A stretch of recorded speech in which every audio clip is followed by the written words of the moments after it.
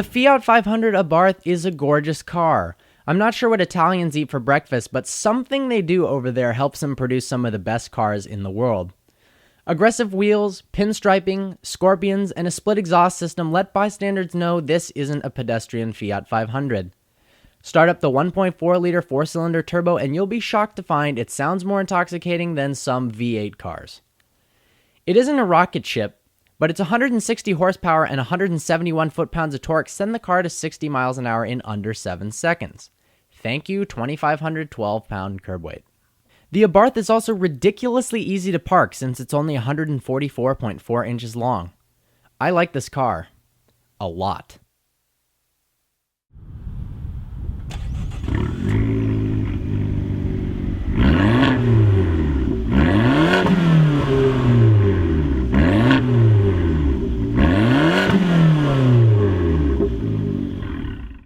I'm in the 2013 Fiat 500 Abarth, and I am super excited to drive this car. Just even upon startup, it's so clear what Fiat was trying to do. I mean, this car sounds absolutely amazing. But as you'll see here, in a car this small, it actually feels a lot faster than it is. It's such a compact car that it doesn't have to be lightning quick in order for it to be entertaining. Honestly, it's a blast, and if it was much faster, it would just be horrifying. The headroom in a car this small is pretty decent, for sure. So this car gets 28 miles per gallon city and 34 miles per gallon highway, which is not incredible, but still decent gas mileage for sure.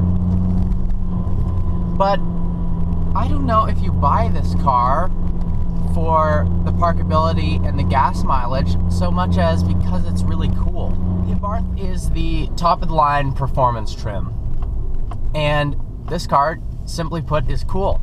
It looks phenomenal. In pictures, it's kind of hard to tell whether the car looks girly or not, but in person, absolutely not. And after you hear that engine growl, it could look girly on the outside, I wouldn't care. So this car has got pretty skinny tires, so I'm not expecting it to be a handling beast, but I'm gonna take it through some turns and check her out. So initially, no tire squeal, corners very flat. Wow, this is terrific. Brakes feel good, shifts are smooth. Oh my God. Wow. This car handles incredibly. And sounds good, and you look good while you're doing it. I am totally blown away. This is very impressive. Let's talk about some cons of this car. The interior. The interior looks great. I love the red and black seats and the red in this dash area here. What I don't like is a lot of the buttons. It seems like this car is very modern and kind of fashion forward, Italian-y, whatnot. The buttons though, for the air circulation, seem a bit outdated and lame, like it's coming out of an early 2000s car. Not sure what that's about at all. Seems like they could have followed something else. I do like the way the tack looks. I haven't really seen anything like it. It's got a tack and a speedo overlaid one within another.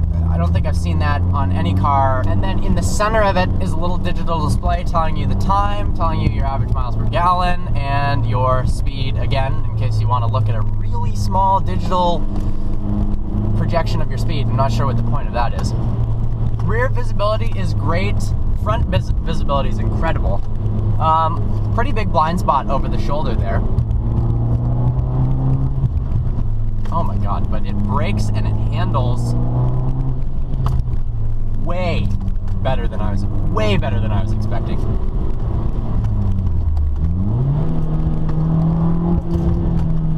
A little backfire there.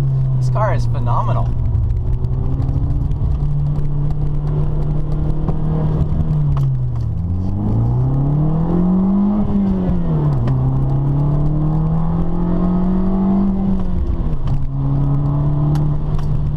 the Abarth 0 to 60 time is stated as 6.8 seconds, and it feels a little bit quicker than that. The car is small and it's low to the ground, and you just feel things in the road, and you've got this screaming engine. So, I mean, that exhaust sound is absolutely terrific. So despite the fact that it's not the fastest car on the road, but 6.8 seconds isn't slow either, it still feels very fast, and it makes a big fuss while you're doing it, and this car is just terrific. It handles like an absolute dream, honestly. The Abarth comes standard with a 5-speed manual. If you get some of the lower trims, you can get it either in a 5-speed manual or a 6-speed automatic, but I don't know why you would do that. This car, as equipped right now, is 22 grand, and it's pretty hard to put another smile on your face that's this large in a brand new car for $22,000. This is terrific. I really like the wheels and the Scorpion trim features of the Abarth model. It looks excellent. Yeah, I think this car looks far better than the standard Fiat 500. The 5-speed manual is very easy to drive. It's in somewhat of an awkward position. I haven't actually driven a car where the stick was positioned here, but it feels really smooth. The shifting is smooth, and the downshifts are seamless. I mean, I haven't driven this car, this is the first time, and already I can downshift pretty well.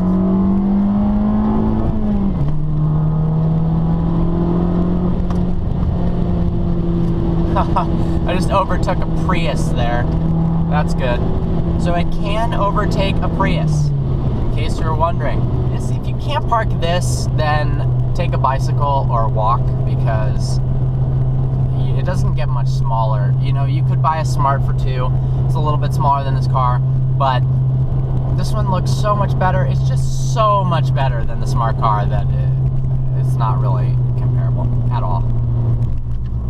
This car is very, very easy to start from a standstill. So if you're concerned that you've never driven a manual before and you're going to stall out on hills and getting into first gear, which is always the trickiest part, not to be worried in this car. It's very easy to drive. For a manual car, and newer manual cars in general are getting easier to drive than older ones, but this one specifically is very easy to get off the line and not a big chance of stalling. You know, it's got a turbo, so it's got more torque, so it is easier to get off the line because of that. But the way this transmission was designed and the way the car comes together, it's easy to drive. It's terrific. And even at high speeds, for an experienced manual driver, it's also easy, and you feel like you can get the most out of it. So absolutely terrific with the transmission in this incredibly small space that I would never ever have a prayer of getting my car into. And this, not even the smallest bit of worry about getting into this parking spot. Very easy. And you can tell where the front end is. A lot of cars, you're afraid that you're going to hit the front end into a curb or a parking spot. Not this at all. You can basically feel where the front and back of the car are, because they're basically connected to you since it's so small. So terrific. You're not going to bang into things. Well, I really hope you liked this review. I absolutely had a blast driving this car. You can browse our channel, feel free to subscribe, that would be awesome. And if you have any more questions concerning your first car purchase, visit www.vehicle-virgins.com. Thank you very much, and buonasera.